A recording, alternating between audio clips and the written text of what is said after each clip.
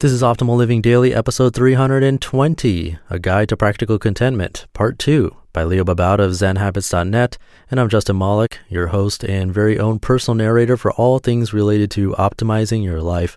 And today's a continuation post from yesterday. I read half of this post in episode 319, and I'll be wrapping it up today, so you'll probably want to hear yesterday's episode first before listening to this one. And with that out of the way, let's continue the read and optimize your life. A Guide to Practical Contentment, Part 2, by Babauta of Zen Habits.net. Changing habits and contentment. Before we get to the practical steps, let's talk about contentment and change. Many people think that if you're content, you're just going to lay on a beach doing nothing all day. Why do anything if you're content with the way things are? But actually, contentment is a way better place to start making changes than unhappiness with who you are. Most of us are driven by the need or desire to improve ourselves, to fix certain things about ourselves that we don't like. And while that can definitely be a place for driving some changes, it's not a good place to start from with those kinds of changes. If you feel there's something wrong with you that needs to be improved, you're going to be driven to improve yourself, but you may or may not succeed. Let's say you fail in your habit change. Then you start to feel worse about yourself, and you're then on a downward spiral where every time you try to improve, you fail. And so you feel worse about yourself, and then you're on the downward spiral. You start to self-sabotage your changes because you really don't believe that you can do them. Based on past evidence, you don't trust yourself that you can do it, and that makes you feel worse. That's if you fail. But let's say you happen to succeed and you're really good at succeeding, so you succeed. Maybe you lose weight, and so maybe you don't feel as bad about your body now. But what happens is, if you start in this place of fixing what's wrong with you, you keep looking for what else is wrong with you, what else you need to improve.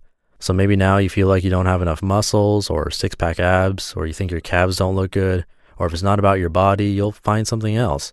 So it's this never-ending cycle for your entire life. You never reach it.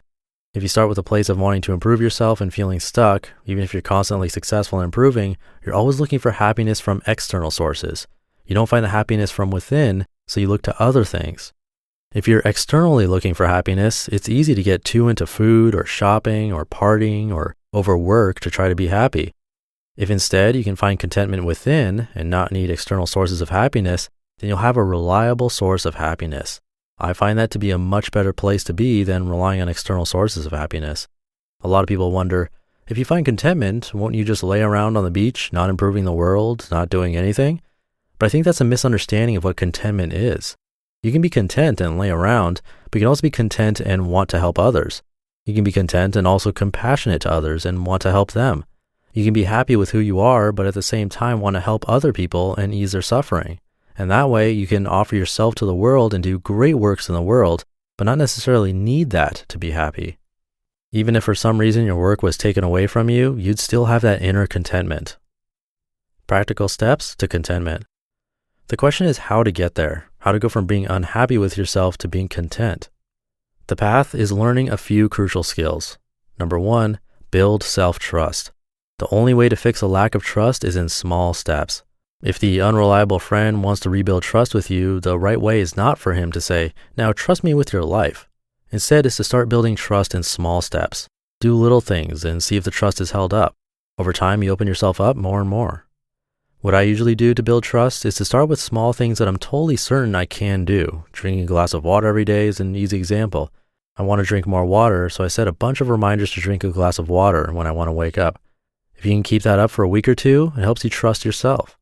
Most people try to change hard stuff, fail, and then the trust is gone. So start with the small stuff. Number 2, notice your ideals. The other problem for finding contentment is that we're constantly feeling bad about ourselves because the reality of ourselves does not meet some ideal we hold. That ideal could come from mass media, looking at magazines and movie stars, or it could just come from some idea about how perfect we should be when it comes to productivity or how our body should look.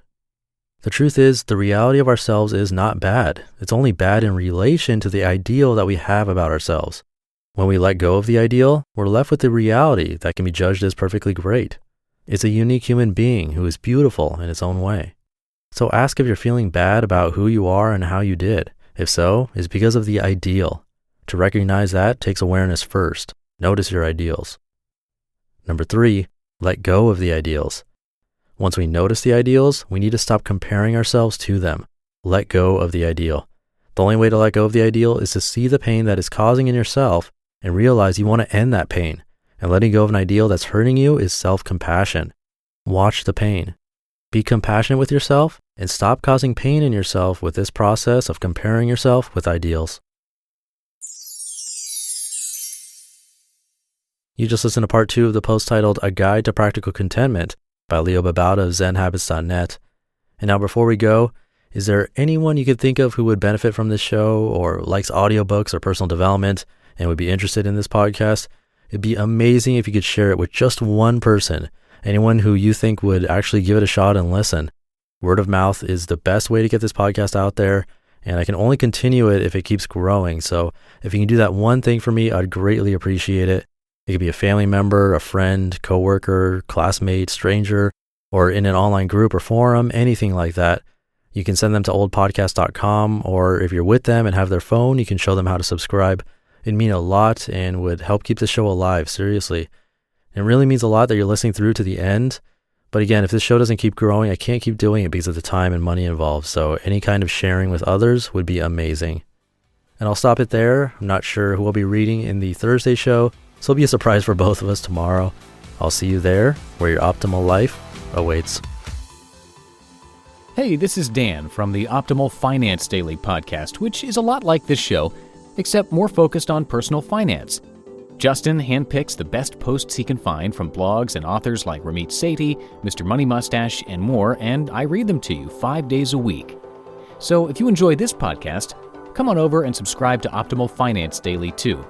And together, we'll optimize your financial life.